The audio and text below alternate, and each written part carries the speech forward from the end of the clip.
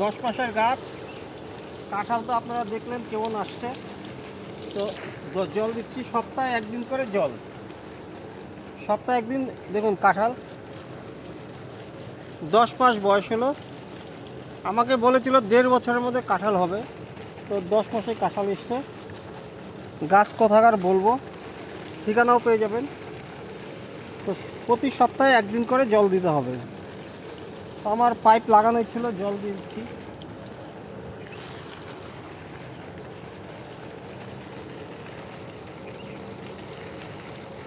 আপনাদের যদি চারা লাগে বলবেন, কমেন্ট বক্সে লিখবেন লাগবে চারা, তাহলে আমি ব্যবস্থা করে দেবো। চ্যানেলটি অবশ্যই সাবস্ক্রাইব করবেন।